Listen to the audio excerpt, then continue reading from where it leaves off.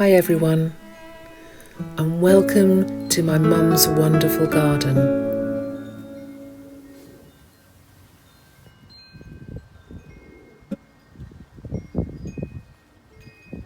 Here's Mum. You know, she's a little bit shy. I've given her the task of looking up the names of a few flowers which she can't remember. And she does this garden by herself. She doesn't have any help, so amazing. My mum lives by herself in a bungalow in the centre of a town in Suffolk. I live in Kent, so I don't get to visit very often.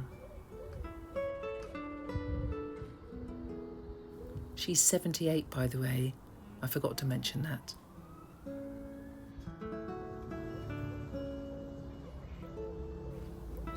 We'll begin with the tour of the garden, and following that, I'll take you through the names of all the plants. But for now, just sit back, relax, and enjoy.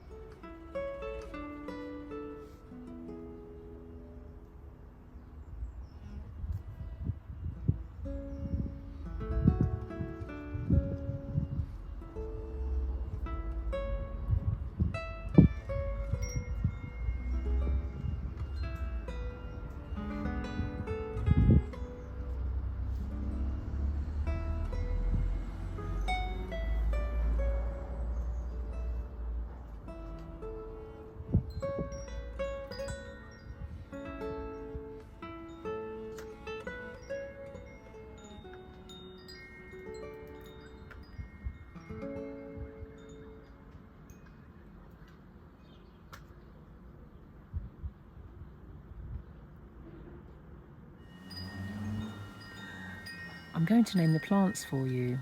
I have a little cane. Where is it? There it is. So I can point things out. So over here, beside the gate, we have an abutilon, also known as Kentish bell. Above that are the cosmos. They haven't flowered yet. They're a little bit late actually. Following along the border, we have lavender here, and then moving on we have these beautiful pink zinnia, and then the yellow flowers are the rudbeckia and these tall purple flowers are verbena. Okay, I'll move round and continue. And here we have some cosmos. They're in flower. I don't know why the other little patch isn't. Maybe it's just a little shadier.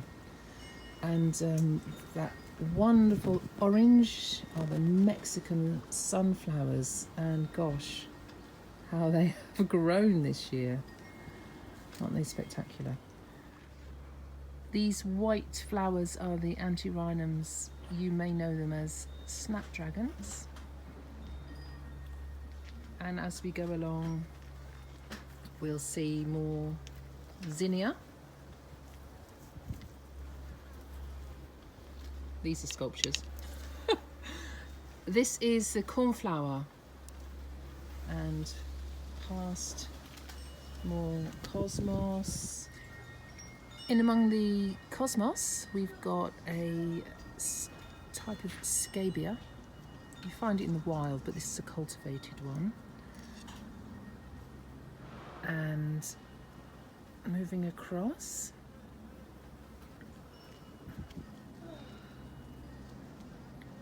my mum's gone in to find out the names. She says it there's the pink bush, so she's gone to find out the name. She can't quite remember. And also this beautiful plant with these lovely yellow flowers. Again, we need to find out the name. We've forgotten. This trough, you can't even see the trough. It's so full of flowers. Last year was planted with grasses. It looked and ferns. It looked very, very different. This year it's just all blooms. So let me have a go at naming them all for you. These, they're marguerites. Rebecca's again. French marigolds.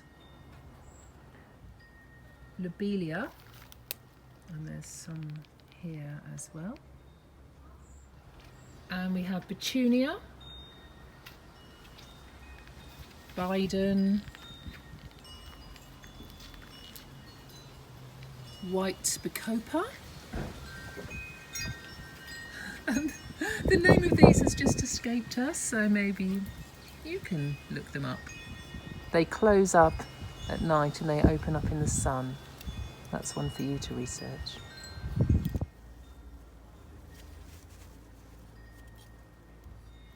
Did you find out? They are osteospermum.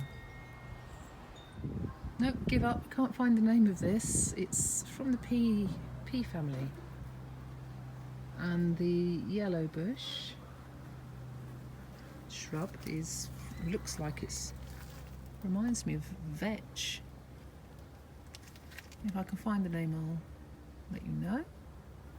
I think these are bell campion, and they are sort of ground cover. I mean, they will just seed and grow everywhere. Oh, I've just spotted a coleus. I know the name of that, hiding here. I know this as I know it as the butterfly bush. It is so beautiful when it's in full bloom. Again, it's just coming to the end of the season, really. And down at ground level, we have this beautiful, delicate potentilla. Again, they're just going over. And this purple flower here, they're clary sage. So we have some echinacea, and behind that, this orange flower here is the last bloom of a daylily. Here we have some lovely purple flowers, again down near the ground level. This is a Scabia.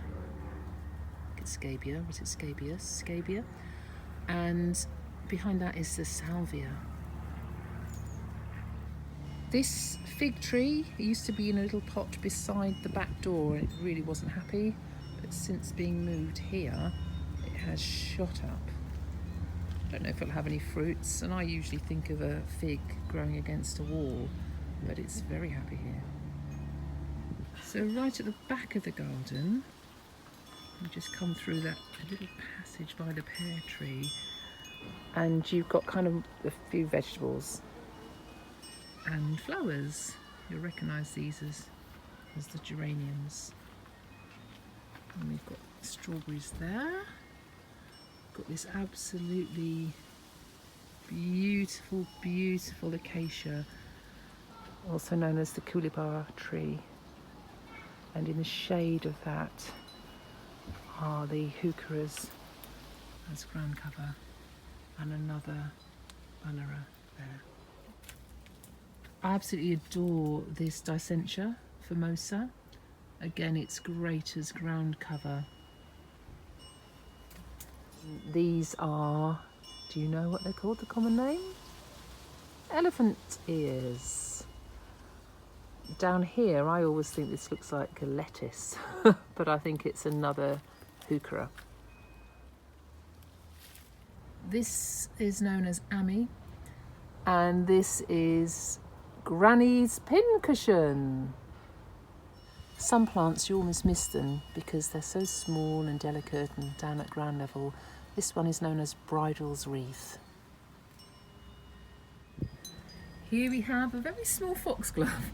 Now there have been others in the garden that have been about 9 foot tall. You just have to trust me on that, they really were. And here is a fennel. Fennel, which has got that lovely aniseed smell, and you can actually use the seeds in cooking.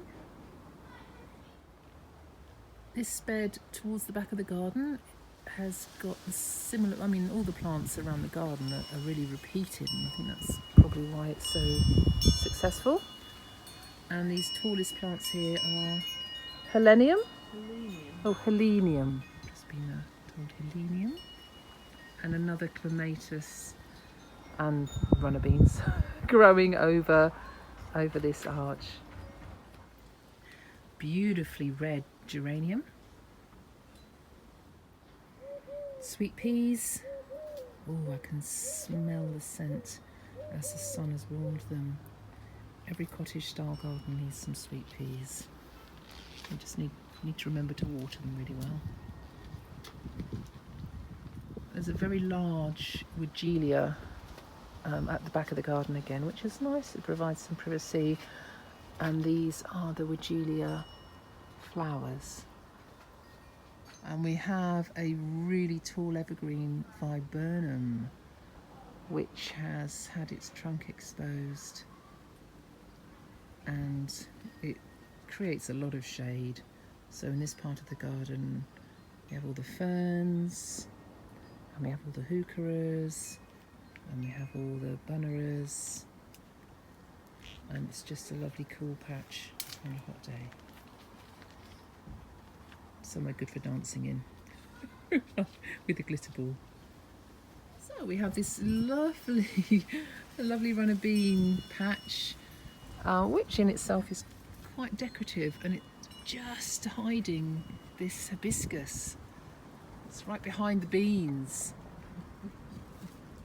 Oh, and this is what I love. Why I love visiting Mum so much. Well, I love to see her, but the plants. So she's just said I can have this ginger lily for my tropical area. Thank you, Mum.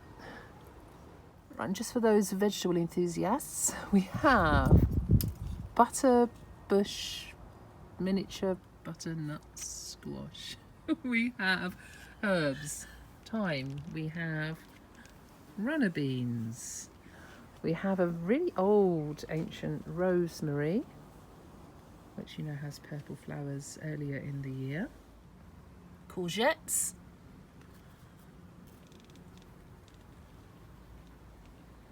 Lettuce. Eaten. Yeah, most of it's been eaten now. Lovely lunch. We have strawberries, which again I've just gone over. And amongst that we have other flowers. The incredible blue of a plumbago. It's just one of the most beautiful blues that you'll ever come across in a garden. Amongst the vegetables, alongside the plumbago, we also have nemesia. And this rather ordinary looking herb is a lemon verbena, which again smells incredible. There's some more Nemesia. We have potatoes. Well, we harvested them and ate them yesterday and they were delicious. Potatoes were in there. Another fennel. And we have more hostas by the fence. Oh, yes, one's in flower. And my mum is obviously a huge believer in growing flowers and edible plants together because we have a cucumber that's climbed all over the back fence, the side fence. And all along the back of the house are tomatoes. It's nothing like a homegrown tomato. You cannot beat the flavour. If you pick them just before you water them, and when they're nice and warm from the sun, that's when they'll be at their sweetest. Fresh ginger for cooking if you want to take that. Oh, what? Okay, just plant the ginger and it just grows. Well, there you go, you plant anything and it grows. Even when you don't plant it, it pops up in amongst the tomatoes, so there'll be a little pansy there. And house leeks, I mean, anybody can grow house leeks, well, as long as you don't overwater them. Just put them in, even shallow soil, any container. You don't really need to water them. Well, you know, you need a bit of rain now and then, but you don't need to really water them. And they just do their own thing. You can be very creative with any broken pots, just like this. And this was a bird bath, and it's now turned into a little miniature garden. Oh, I'm worn out. This is the last bit of the garden here, and these absolutely gorgeous agapanthus. Whoever plants a garden plants happiness, this little tapestry, and isn't that true?